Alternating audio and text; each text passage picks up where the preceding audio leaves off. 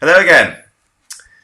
This was voted one of the best photography books of the past decade. And joining me today is the photographer responsible.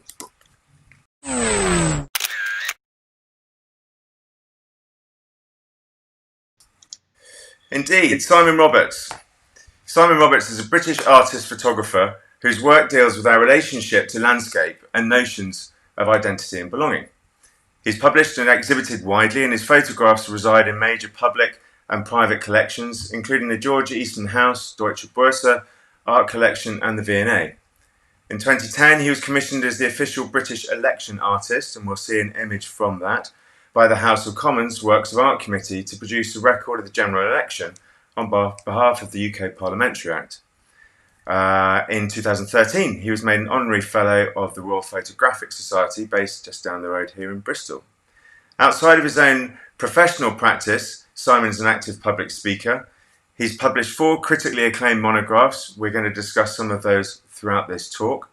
He is involved with several not-for-profit organisations, serving as a trustee of Photo Works and an advisor to Photo Document.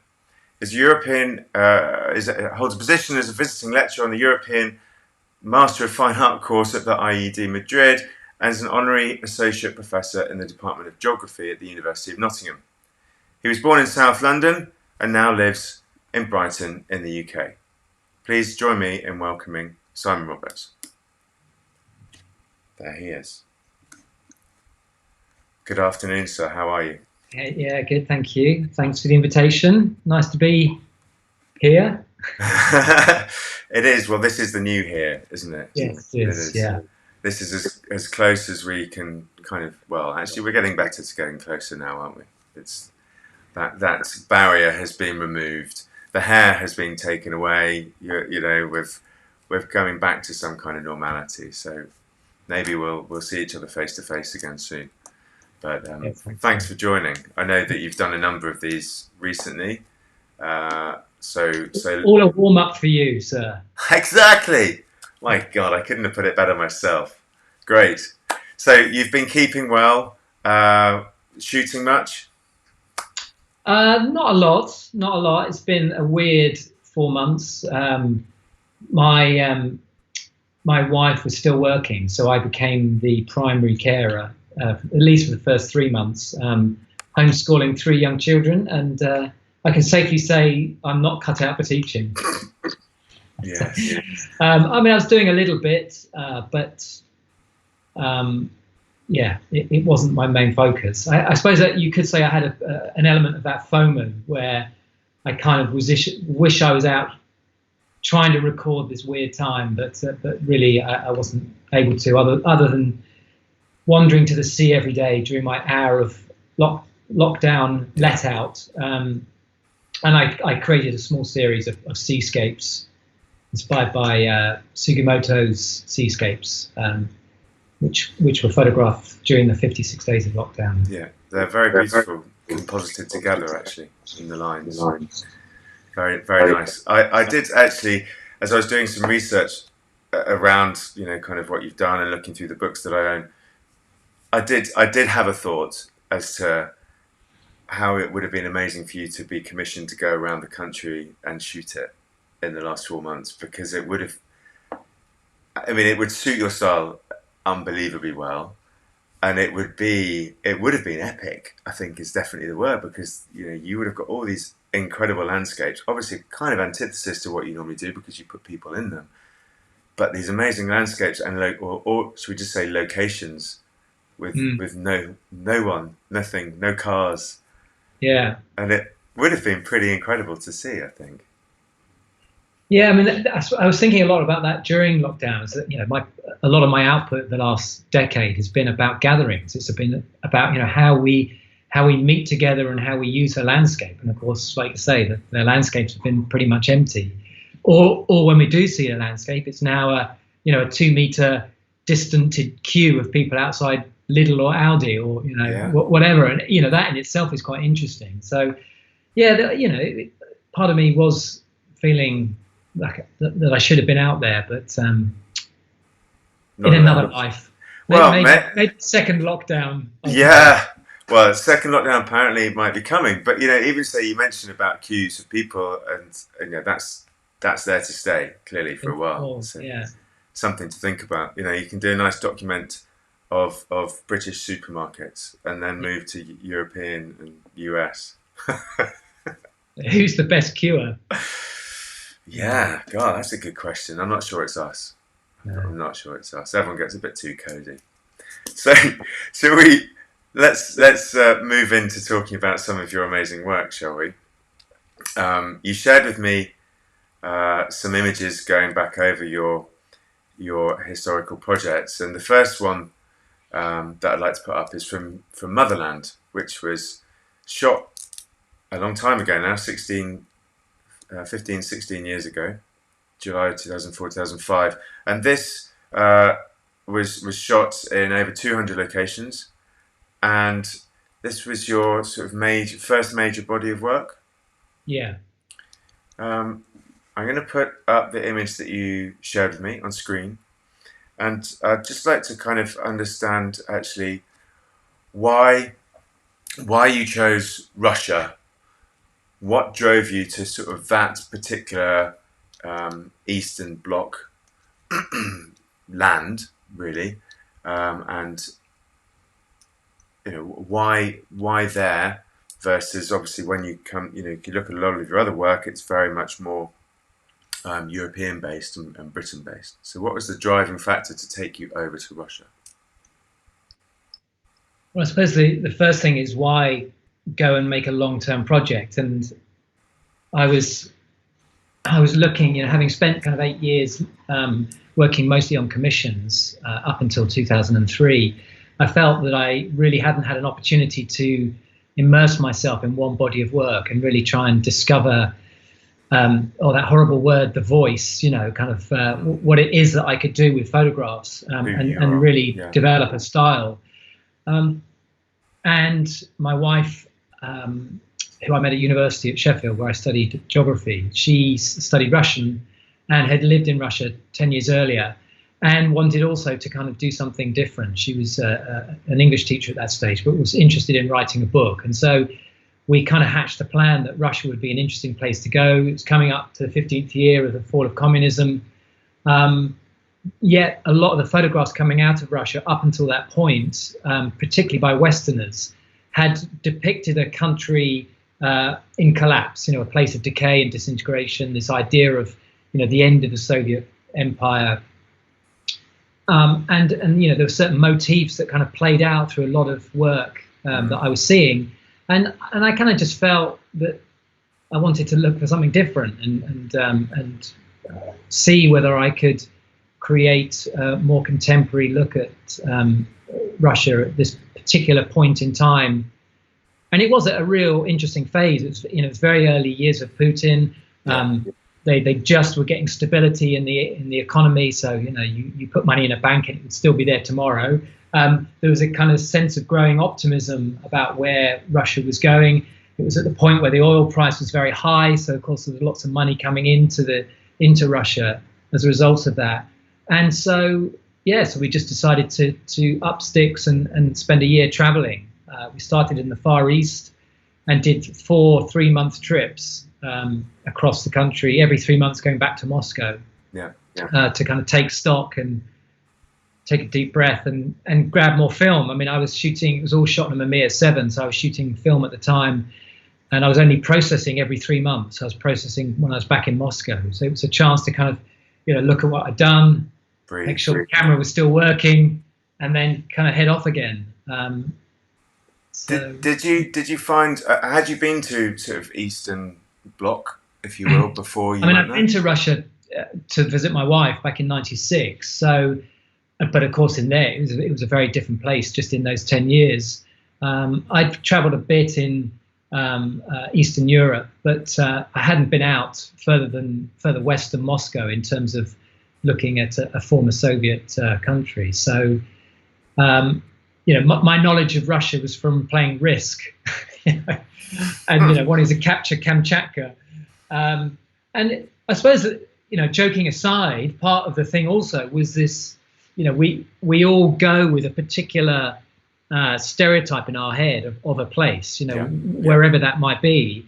And I think for me, what was important with this work was trying to continually challenge my own preconceptions of what I was going to expect, and move beyond those visual motifs that I was talking about before. And that's not to say to gloss over them.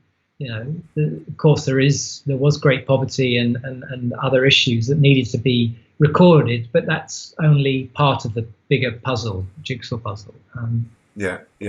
I mean, I'm interested in the ways where you kind of a bit agog with what it was all like having come from Britain. I mean, the reason I pose that question is I studied German, and I went to East Germany back in 1980. No, it wasn't. It was just after the wall came down. It was like 1992. And I went into East Germany, into supermarkets there, and it was a very, very, very different picture to what I was used to. Yeah. And I'm intrigued. Like, were you kind of shocked? I mean, you've been there once before, but were you shocked with the type of stuff that you were seeing? And did that influence? Was it really coming from kind of the heart? I want to photograph this. This is very, very different to what I'm used to seeing. And did it change dramatically over the year and a half or year that you were there shooting? Did you see big change? I don't think I saw big change, but I suppose the challenge was that everything was a photograph. In that, I mean that literally, I'd walk out of the hotel that we were staying in, or the guest house, and it would be like, oh my God, there's I've got to photograph that, I've got to photograph that. Yeah. So it was almost like every day was overwhelming, just in terms of at what point do I stop shooting? But of course, the more time goes on, the more, because I've photographed a lot already, you kind of tune into things that maybe you haven't got already. I mean, I should explain the work. The work is split between landscapes, these kind of quite big scenes where I was looking at how people use the landscape. And then I was taking portraits where I was literally just stopping people in the street and doing these deadpan portraits. So in terms of the portraits, I was, of course, trying to cover as many different socioeconomic groups or any different jobs or people or ages as possible. So that became more of a case of tuning into what I hadn't got. So by the end, I was like, okay, I've done a police officer, I've done a teacher, I don't need to, so it became much more specific. Yeah. But in terms of the geography, or in terms of the landscapes, that each place had its own level of interest. And of course, each season, I mean, winter in Russia is quite unbelievable. Right. And that in itself was something just really quite amazing to photograph and experience. And then on the flip side, you're in Siberia in the height of summer, and it's plus 30 degrees. And of course, just not what I expected. Kind of, you think of Siberia as this vast wasteland that, in winter is apocalyptic, and then in summer it doesn't really get that warm. But of course, it's quite the opposite. In a city in southern Siberia with a population of 2 million, and everybody's out in the parks and enjoying the sunshine, and so it's a very different image to what you sometimes kind of imagine.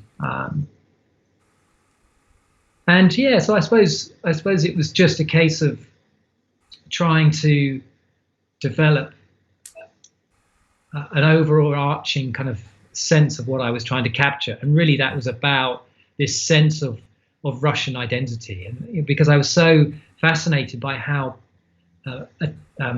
attached the Russian seemed to this notion of Russianness, that really the work became trying to explore pictures which talked about this sense of being part of something much bigger than the individual, this sense of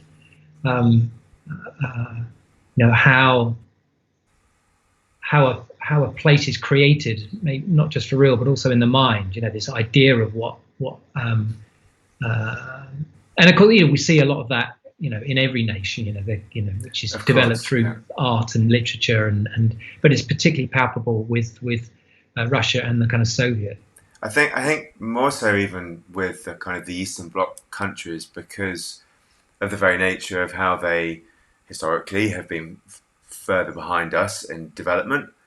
And so, you know, kind of when I went into these supermarkets in East Germany, for example, you know, the music department was a small bookshelf with 20 CDs on it. And, you know, coming from somewhere where there was HMV and all the other equivalents, it seemed so alien. And I think that's why, at least when I've looked through your work, I can kind of see that intrigue and your desire to sort of transmit this other world, you know, being that, you know, you're a self-professed super Englishman, you know, you are an English guy born in England, you know, and a lot of your work is about English society, which clearly has kind of come from Motherland and how you sort of represented Russia in this huge document, but then you started to decide that actually you wanted to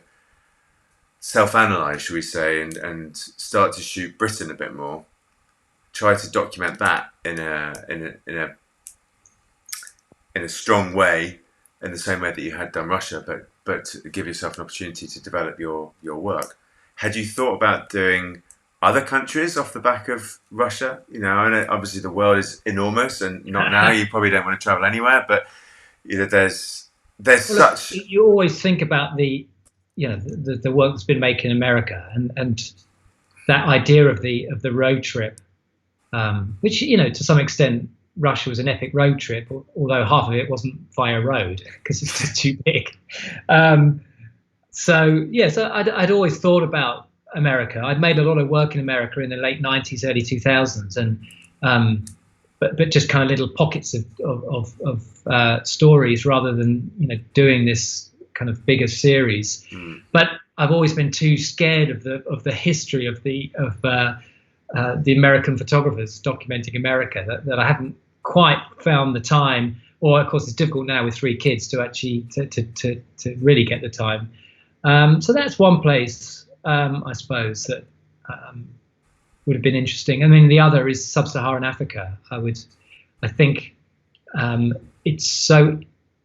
The next 10 years is going to be incredibly interesting. Yeah. Watching how the sub-Saharan Africa, well, not just sub-Saharan, but you know, the whole of African continent develops. You know, it's almost skipped an industrial revolution. It's going, you know, thanks to mobile technology, and is developing so fast now. And you know, take a city like Lagos, you know, the kind of entrepreneurial spirit and how quickly it's developing. You know, how the culture's changing. So I just think it would be fascinating to travel through that continent and really see what's going on. But of course, I suppose the other thing now, you know, when I started making work in Britain, I realised that, you know, should we be going away to make work? I mean, you know, and of course this is a bigger debate now in terms of climate change. You know, should we be taking these, you know, flights and stuff, or should we be kind of living much more kind of localized existence? And so there's always that kind of pull about, well, and also what can I as a like white middle class Westerner say really about this other place, you know, without exoticizing it. Well, I think that, back to your point about Russia, which is why when I came back here, I felt that I really needed to spend time looking at my own country. I think that's a very valid point. I mean, at the end of the day, your work that you've done for We English and we'll show some, and Merrie Albion is that shows the great British countryside, or the beauty of Britain, which right now, you know, you said what with COVID and climate change, you know, it shows that there's amazing places that we can go. Do we really need to go? You know, going abroad and shooting, you always go with that sort of eyes wide open, sort of caught in the headlights, as you said for Motherland. You know, you walked out the door in the first few months, you're like, oh, I've got to photograph everything until you calm down. And I suppose if you're going to go and photograph another country, they're always going to be long projects, because it's always going to take a little bit of time for you to get over that first hurdle of excitement and exoticizing it, as you perfectly put, to actually show the real country, which is what you got to with Motherland, and which is where you've got to with Britain. But you know, there's only a finite amount of time that you can afford to do all these things. And as you say, maybe continuing with Britain is probably the better choice right now. So what better way to segue into it than we English? You know, you said you photographed the hot summers of Siberia.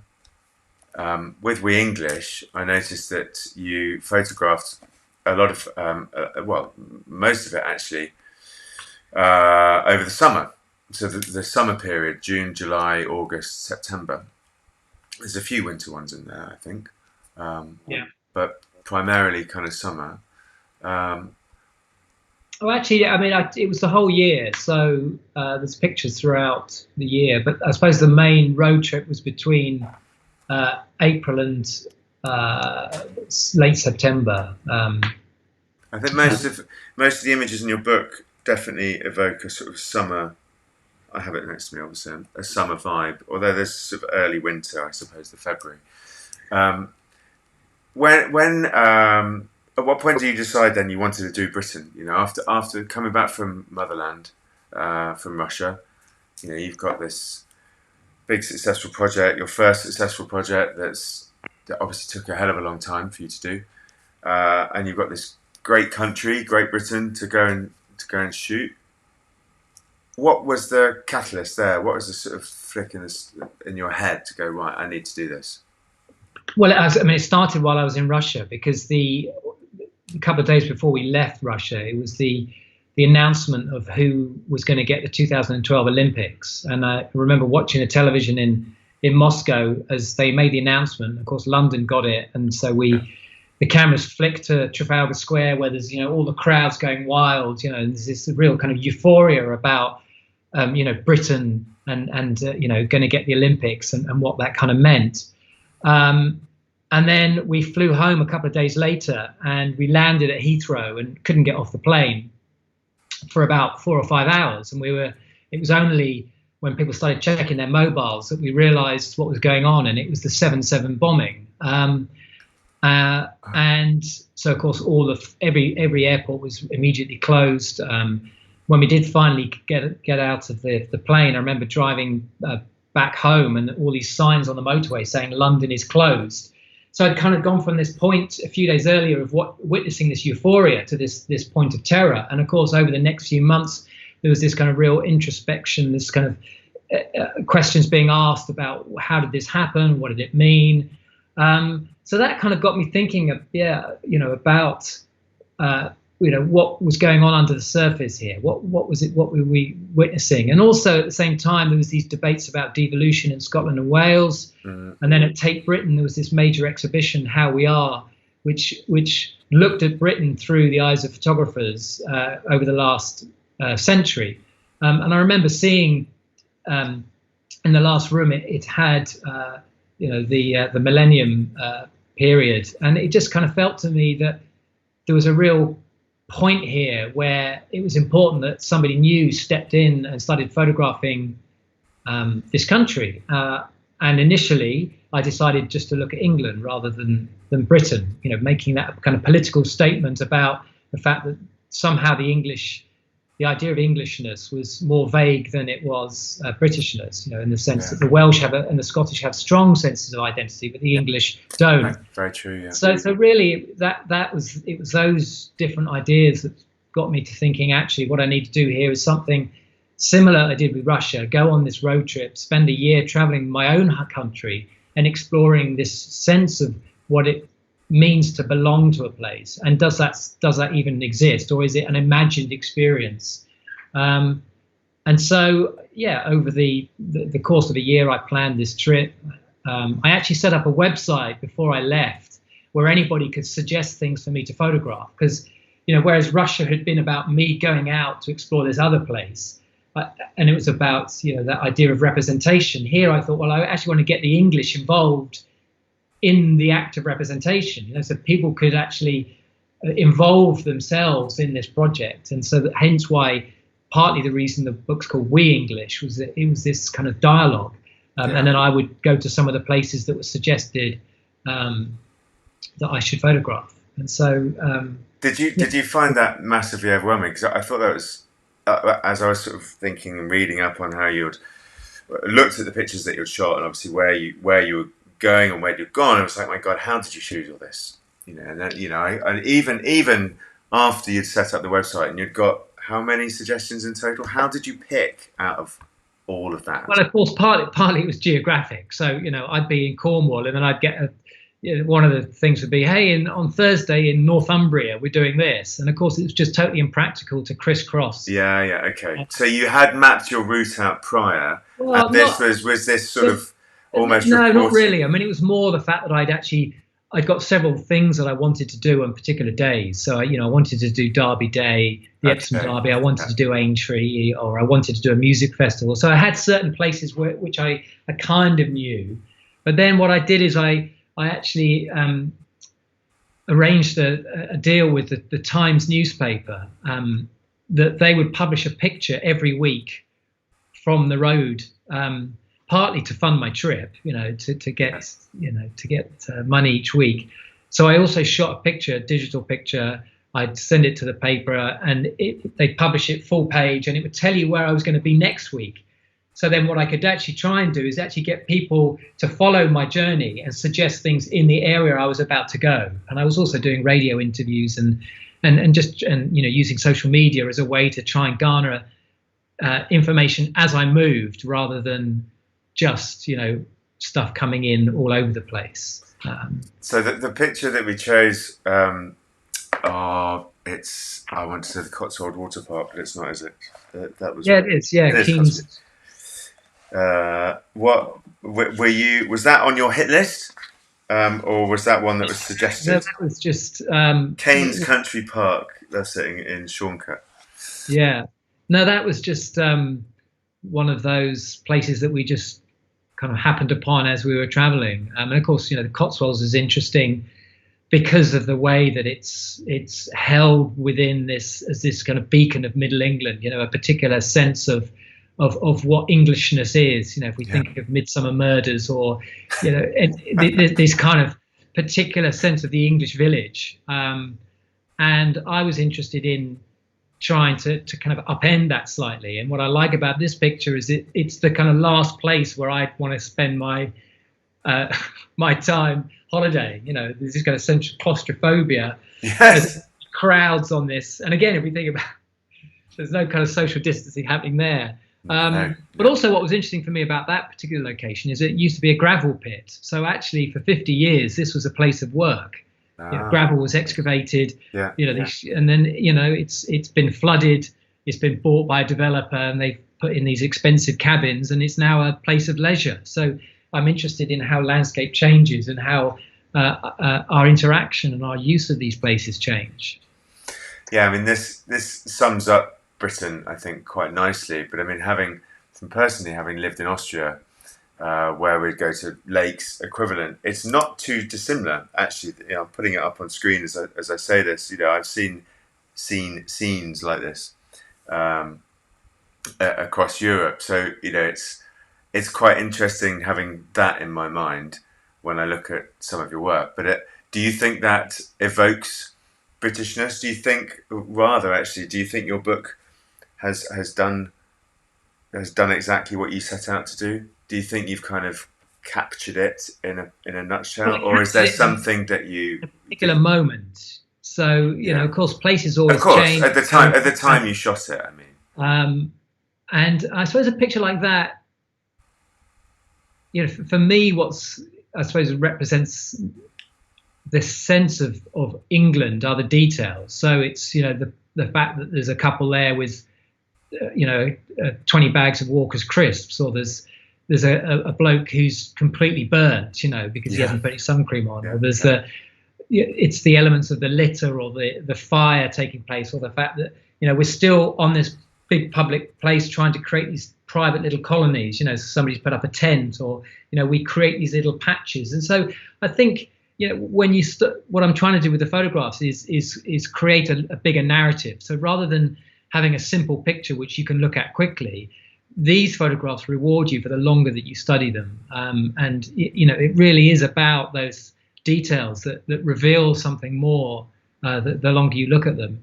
And so I think in terms of I've got a bit of a funny story about this particular place. And so, not this particular picture, but just around the corner, I was taking another photograph of a few families barbecuing. And I was taking this picture thinking, God, this reminds me of being in Russia. There's something actually extremely Russian about this. And I got talking to them, and it turns out that they were Ukrainian, working here over the summer. And so they were, at the same time, we look at these pictures and we think about Englishness, but of course, half the people in this picture could be Polish. They could be, foreign tourists. I mean, we don't actually know. But I think as a general scene, it does evoke a particular sense of a place. Yeah, I agree. Very different, though, to the election project. Obviously, that was a project around a very specific time. You were commissioned to go and shoot it. And there, as opposed to being, am I right in thinking, as opposed to being guided by the British public, you were guided by Parliament or the government to go to specific places at specific times? Or how did you find yourself? So this was a commission. It's called the Election Artists Commission. And every election, the cross-party committee of MPs select a different artist through an open call via curators to commission a different visual artist. And they could be a painter, they could be a sculptor, whatever. And that year, I was given the commission based on my proposal. And so you have complete freedom. Like, you could do whatever you want. It's basically to make a body of work which represents in some form what was going on during the election. Yeah. And so there was absolutely no input into where I went or who I photographed. It was really just down to me, what I did. So you did all the research to find the spots. So I spent 3 months pre-planning where I was going to go. So really what I did is I was interested in finding out what were going to be the key constituencies, who were the key characters. I also wanted to not just look at the main political parties. So I wanted to look at some of the peripheral parties like Plaid Cymru or the Christian Democrats or the BNP or Captain Beanie in South Wales. And just really it was about looking at how does the kind of political process manifest itself in Britain during this particular time in 2010. I think the picture you've got here is Gordon Brown. Yeah. And this was interestingly, I only spent one day with each of the main party leaders. So Nick Clegg, Gordon Brown and David Cameron. And the one day I spent with Gordon Brown was the most famous day in the election, which is when he was accosted by Gillian Duffy. She's the woman in the picture wearing the blue duffel coat with a red collar. And this is the moment where she starts heckling, or apparently she was heckling. I would disagree slightly. She just couldn't really hear what he was saying. But anyway, if you remember, they had a conversation. He got into his car, leaving his microphone on, and then was caught calling her a bigoted woman. And it spiraled out. It became this big news event where he then had to go back and apologize to her for his comments. But this is the kind of moment where it happens. And I suppose what I was trying to do with these pictures is create these tableau scenes, almost like a history painting, where we record a moment in time for reflection in years to come. And for me, the picture's as much of interest about the architecture of this post-war cul-de-sac in Rochdale and the nurse filming it on her mobile phone, as it is about that interaction between the media and both Gillian Duffy, who's being filmed there by two other camera crews, and Gordon Brown. And so, it's building up these layers of information inside the frame. When you're up there on top of your camper van, because that's become your sort of what would I say, the mark of the Simon Roberts photo. How many shots do you think you take do you take of any of these situations before you pluck one single one, or is it? Yeah. Well, I mean, I'm shooting. I was shooting film on 4x5, and so I probably took 15 frames. Yeah. Maximum. I mean, the day I photographed David Cameron, I mean, these pictures take a lot of planning. So I wanted to photograph David Cameron at the polling station when he voted. So I got there the night before, making sure I could park my van exactly in the place to get the frame I wanted. So, 18 hours later, he turns up. And by the time he goes in and out of the, out of the polling station, I've got 2 frames, so I've taken 2 pictures in almost 24 hours. So, part of it is luck, part of it is planning. But I think, I don't feel like I have to take a lot of pictures. I think if I've done a lot of kind of research and I know what I'm looking for, then it's... That's the work done there, really. Work, yeah. I mean, saying that, I now shoot with a Cambo Actus with a phase 1. So, of course, I am shooting a lot more just because you can. But I still do try and edit before I take a picture rather than just, blast away. I mean, interestingly, you referred to the Gordon Brown one as a bit of a sort of a painting in a way. And two shots in 18 hours. That's effectively it, really. I mean, your images are far more like kind of the old masters type image. There's so much going on. It's kind of like a constable. Obviously, you photographed the image of the cottage. I can't remember the name of it now. The cottage on the little lake that was painted by Constable. And Willie Tots. That's it, Willie Tots. And there's the picture of the lady holding the Constable in front of it. And that's, I think your pictures evoke that vibe for me, because they are effectively big, amazing paintings. They've got all the detail and they take that long to create, whether it's 2 shots in 18 hours or 3 months of research or 1 year traveling the country. That's your overall approach, isn't it? I mean, it's very much not the run and gun or the multi-trigger approach to a lot of photography. This is very, very considered and kind of perfect moments in time. So interesting to hear that you shoot more now you're on the phase, but obviously not really that surprising. The Merrie Albion image that we're going to put up, you shot during the 2012 London Olympics. And I've seen this. I think I might have seen this in at Photo London, in fully large and framed. I adore this picture. I'm going to put it up to before we talk, because it's so unbelievably kind of sharp and detailed. It's almost surreal, I think. I mean, that spot itself is almost surreal. I've been there. And that spot is. We've seen that kind of image over Greenwich. It's kind of iconic scene. It is, but it's surreal in the fact that you've got Greenwich House and then in the background you've got the Docklands, which now look extremely different. But the Docklands are in the cloud, and the horse, the show jumping is all in this perfect sun. I mean, it's a pretty stunning shot with obviously the camera and right at the very top of the image. Is this your favourite shot, would you say, from the Olympics? I suppose it's the most iconic shot I took.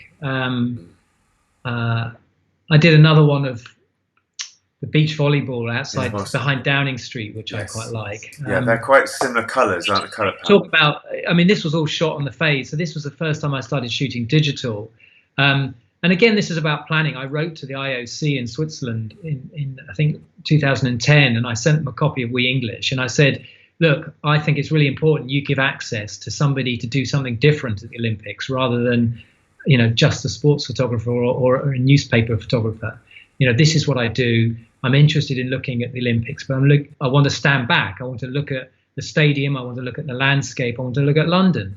And to my amazement, they agreed. And the only stipulation was that I couldn't use a tripod on any Olympic site. Hence why I then had to, so I couldn't use the 4x5. So then I then thought, well, I'm going to have to go to digital and use the phase, which I mean, I used a monopod and would strap it to various things to make sure I could still get, the depth of field and etc. And you bend the rules. But inherently, of course, that digital does amplify this kind of sense of the spectacle, and I kind of embraced that because I wanted these pictures to seem not hyper real, but I wanted them to have this kind of sense of glossiness. Because why I was interested in the Olympics is as much about the fact that this is an economic event as it is a sports event. This is about a host city trying to get the Olympics to basically advertise themselves to the world. And the Olympics in London was called the Austerity Games because it was coming out of the credit crunch and the financial crash. And so the British government used the Olympics to try and kickstart this kind of mass building project in London. So this particular picture you're looking at, you mentioned the clouds over Canary Wharf. I mean, that was deliberate. I chose this frame because that was one of the frames where the clouds were over there, because Canary Wharf is the centre of the banking in London. You've got HSBC, you've got Barclays there. The people that created the financial crash. So so that was a kind of reason for it. Okay. And then leaving the camera in deliberately in the picture to show you that this is a spectacle. This is about this image being transmitted to 2 billion people around the world. So it's also trying to give you this sense of the landscape almost as a theatre set. Yeah. And then at the same time, you've got this pastiche of Britishness. Yes, well, it is. I mean, it is the ultimate. With these little jumps, representing, icons of Britain. I think it is ultimately that perfect theatre set. Obviously, kind of horse riding, show jumping, etc. is quite a British affair. Obviously, it's around the world, but it's very much a British affair. And that shot kind of really evokes exactly that, I think. So it's a particularly strong image. I love the colours, the way it represents everything that was around London at that time. In fact, that whole kind of colour palette was really across the capital.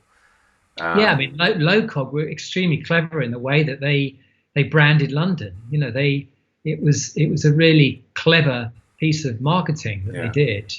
And of course for me, I mean, I'll never see presumably the Olympics in London again. So I was keen to make sure that I'd got a set of pictures from London at this time, because it was quite unique, really, in terms of how the city looked, which goes back to our first point about coronavirus. That's why it would have been interesting to have got some pictures, because will the city look the same like that again? Who knows? No. Well, maybe you should write to the government now with a proposal to say, can you give me a heads up? Should it happen, I've got my National Union of Journalists pass. Give me access. I'll wear a mask the whole time. But it's actually not a bad idea. I think it could be particularly interesting if you achieve it. Obviously, you can be quicker now because you've got the phase. You don't need to sort of move around with the tripod. So, what took you over then to Switzerland? How did you? We've talked about obviously not travelling to no travel, and this has all been very much about English, and Great Britain as a whole. You're now going to Switzerland for reframing Switzerland, and this amazing shot of the Matterhorn, with then your multi-level, multi-depth approach to it, with the other videos and stories that you did in the Swiss exhibition. What took you there?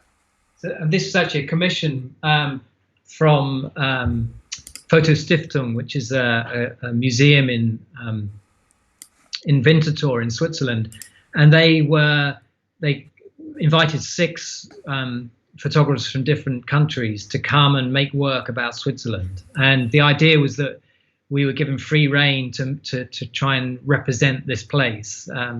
So here we go back again to that kind of sense of the outsider going to look at a country. And interestingly, it was funded by Swiss tourism, which was celebrating its 150th anniversary. Now they had no editorial control, but I was still interested in the fact that they were the backers. So what I did is I really kind of wanted to look into the history of Swiss tourism and how it kind of started, and then look at how Swiss tourism sell the experience of Switzerland. And of course, Switzerland is one of those countries that is sold by images of its landscape, this kind of these epic scenes. Especially the Matterhorn. Especially the Matterhorn. And then if you look at a lot of the photographs that the Swiss tourism use, they often identify people in the frame looking in wonder at the landscape. There's this kind of sense of the Caspar David Friedrich, sublime idea. And then interestingly, the first ever British tour, or one of the first ever British tourists, went with Thomas Cook in 1860 something, called Miss Jemima, and she wrote a diary about her experience. And so using all these different ideas, I decided what I was going to do was photograph the most photographed places in Switzerland, and using a software called Sitesmap, where you can create a heat map based on photographs uploaded to the internet, which are geotagged or hashtagged. So I could find out where the hotspots were in terms of photographs taken. And then I decided to go to these places and then make a picture of the spectacle that I found in these places. So look at the tourists, look at the people in these particular locations.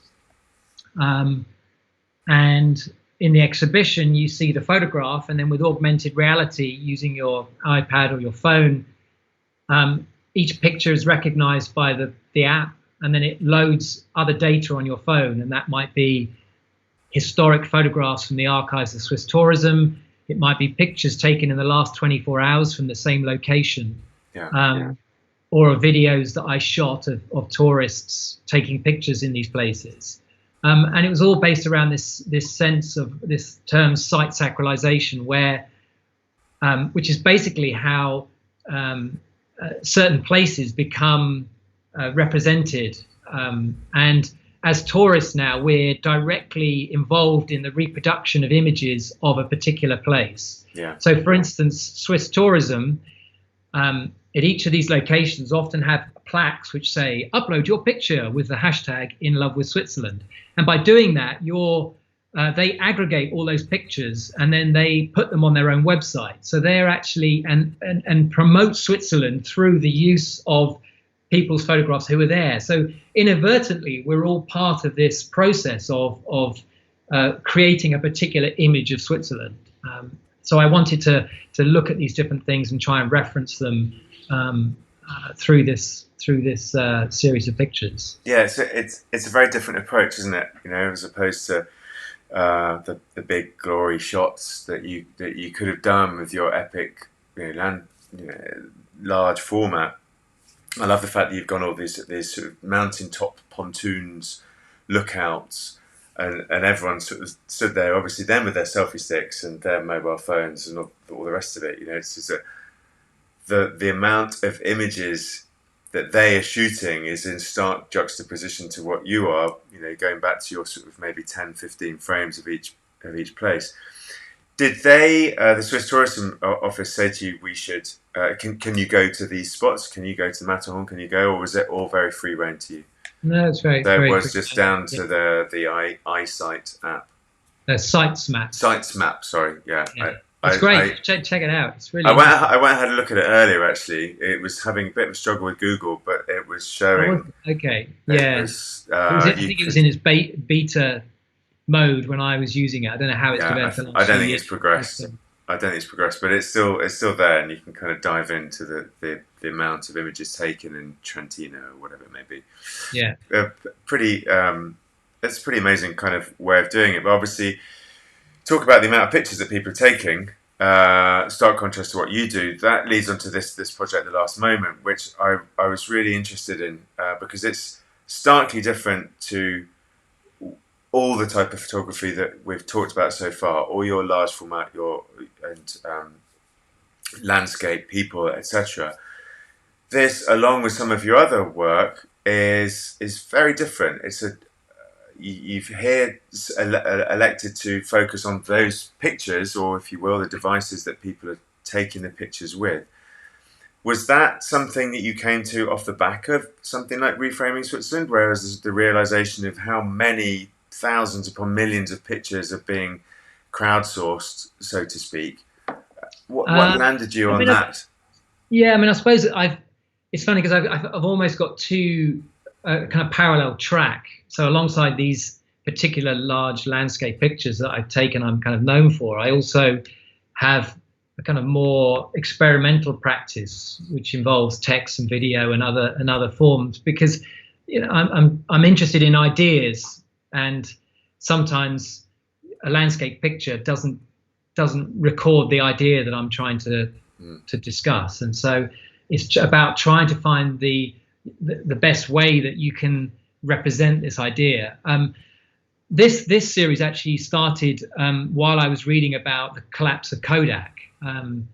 When Kodak went into administration, I was thinking about that. Here was this iconic company that had basically invented the snapshot idea, creating the box brownie and mass photography to the general public, and yet it had not changed quick enough. It had not seen the onset of digital quick enough, and as a result, went filed for bankruptcy.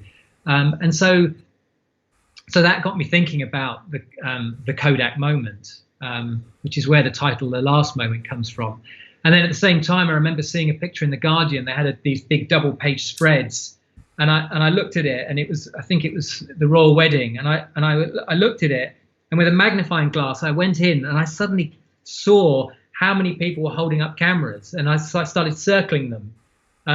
And then I kind of looked at the sheet of paper, and I just had all of these dots, and I just thought, there's something interesting here. So over the next couple of years, I started scanning newsprint, and then I created this translucent layer and removed a hole wherever there's a device, and the size of the hole depends on the size of the device. And I was interested in looking at how culture and politics is represented through photography, and this idea of the culture of instantaneity, how everything is recorded immediately and shared immediately. So one of the pictures is Lady Gaga, and of course her celebrity is mostly based around the fact that she's photographed, that her image is reproduced constantly, or the death of Colonel Gaddafi. So people photographed his dead body to prove that he was dead. So it was this use of photography and how that plays out. Or Tahrir Square in Egypt, where it was said that the revolution was created because of social media. And so I wanted to explore this, the role that photography and the citizen journalist or the camera phone played in society. And that's how I came up with this series, The Last Moment. The one we have is of the Queen's Walkabout, and that sounds like the one that you just described in the Guardian. Because there's just never-ending amount of phones there, and it's sort of, I think you should take this to, if they ever come back, to concerts or gigs. Or even some weddings, when everyone's there and they're not actually looking. The thing that I always find amusing now, in addition to this, is the fact that everyone's busy recording it on their phones and they're not actually looking. I actually went to a Jack White concert a couple of years ago, and he stopped at one point. He said, "I'm not going to sing anymore until you put down your phones," because he was just like, I do not want to stand here and look at you lot filming me. And he said, "I've got a photographer here taking high resolution pictures. Tomorrow I'll put them on my website and you can download them for free. Brilliant. Just stand and watch me sing." And it is interesting, isn't it? The fact that we feel like we have to experience something through another device rather than actually being there ourselves. Do you think that's in the moment? Do you think that's directly affected the way that we remember things? Kind of if you think back to our childhood, the amount of photographs that were taken were, nothing in comparison. Yeah. And your memories are maybe more vivid? I mean, I suppose we're not at a stage yet where we look back at our millions of pictures in our hard drives and try and remember these experiences. I suppose we're slightly not at that stage in society yet. But I mean, how often do we reproduce actually or go back and look at these experiences? Perhaps people do. I'm not so sure. But in some ways, it's more a function of sharing it. So maybe it's not actually about. It's almost like we're identifying to others that we are here. Yeah. And that we want a response. We want an immediate response. A like, an emoji, or whatever it is. So it's almost not about experiencing it for ourselves. It's about promoting it to others. Also, I think there's something in that about how technology, kind of tech giants, the Facebooks, the Instagrams, obviously same thing, and the mobile phone manufacturers, Apple, Huawei, or whatever, they're trying to get the handsets into your, trying to make money at the end of the day. And the more that you use it and you share it, etc., the more addicted you become. If we were just back to a traditional camera where we couldn't actually share it, would we be taking as many pictures, whether it was digital or not? I think that's an interesting approach because, you rightly say it, there's people who take thousands upon thousands of pictures on their phone, but they probably never do anything with them. And will they ever actually go back and look at them? Who knows? It's. I mean, I'm not against it. I've got an iPhone. I take pictures all the time on it. So it is a great kind of way of a visual diary, just remembering stuff for a project I'm working on. So it's not. I just think it's interesting to explore these issues and ask questions about them, and keep going and seeing what else we come up with and what you can build from it. So then, commissions wise and projects wise, you did a pretty interesting piece going down the Brexit avenue. That's more on your tech side, should we say? But what would you say has been your sort of favourite, if you have a favourite piece of work or favourite commission out of all the ones that you've done most recently? How recent is most recent? Well, let's go back to Motherland. So since Motherland. Blimey. I mean, I suppose if we're talking about, which was the most interesting experience, then certainly would have been Russia, just because it was so varied and so in some parts quite extreme, in terms of the variety of things and people and places we went. But in terms of an actual commission, I'd say the election, to be part of a moment of political history, I think was really something that I value, and also being that close to politicians. And I think, or of course, some of the candidates weren't politicians; they were trying to become an MP. And I think it was really opened my eyes as to what it takes to run a campaign. And it's particularly the smaller parties or the independents or the people who aren't at the top of the political tree, who just are fighting for their beliefs and are going door to door trying to discuss ideas. And I felt to see that in progress. Whatever happens to a politician 10 years after they're in Parliament, and we saw what happened with Tony Blair and how his ideas changed. But I think that initial moment where people are passionate to change things, to witness it was quite a profound experience. Yeah, it probably gives you a good strong sense of pride, I'd imagine. It was a very amazing moment in time, and you were the one on top of the van, getting the shots. We're close to our hour. The one thing I kind of really wanted to ask, we've talked about COVID and we've talked about some nice ideas about it. You have to put that proposal into the government. I'll help you write it. Do you see anything kind of stratospherically changing forever because of COVID and the time that we've been through in I'd say in your world and the way you work, and B, just briefly, as in how we will exist? I think it's so difficult to say. I mean, on the one hand, I would hope that things do change quite dramatically, because I think it's interesting to see how people's lives could adjust. Working less, traveling less, re-engaging with ideas of community and society, I think have been some of the more positive things that we've seen during COVID. Yeah. In terms of course, that doesn't necessarily help my career, but we all have to adapt and change and do our bit. On the flip side, I do wonder how we can go back to the kind of travel or working environment that we were in before. Who knows? Without a vaccine, or it's difficult to say. I think it's going to be challenging for younger photographers who are coming out now. I do feel for them, but I think still those with a passion, tenacity, and good ideas will still be okay. And I suppose the one thing that I have realised during my career is that it really comes down to ideas. And if you're somebody that has ideas, that has interesting things to say, and interesting ways of communicating those ideas, then there'll always be an outlet for your work. So on that point, there must be, have you got any interesting tech that you're working on to build into your next project? Well, I'm actually going back to basics. I'm actually at the moment making cyanotypes. So it's I'm doing cameraless photography, which I'm actually really enjoying. Yeah, kind of making pictures using the sun. And there's something about that kind of lo-fi technique that I'm finding really enjoyable. Maybe that's it.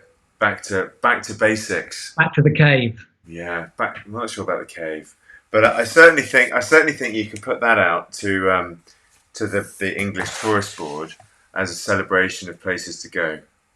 I've heard recently that everywhere in the Norfolk coast is fully booked out this summer, so clearly the need to travel abroad has been somewhat removed, and going to visit places that appear in your book has taken over. So if nothing else right now, if nothing else pops up, get in touch with the British Tourist Board. Or the English Tourist Board. Simon, I'm going to leave it there and say thanks very much. Thanks very much for coming on, talking through some of your pictures. It's been a real pleasure, honestly, real pleasure to talk to you and hear how you've got to where you are in producing some of these pieces of work. I wish you much luck and hope that I can see you in Brighton soon. I feel that a trip down.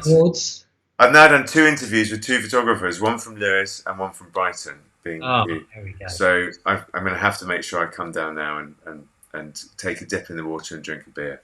So for now, take care. Thank you. Thanks very much. And we'll see each other soon. Yeah. Thanks very much for joining. Amazing talk there with Simon.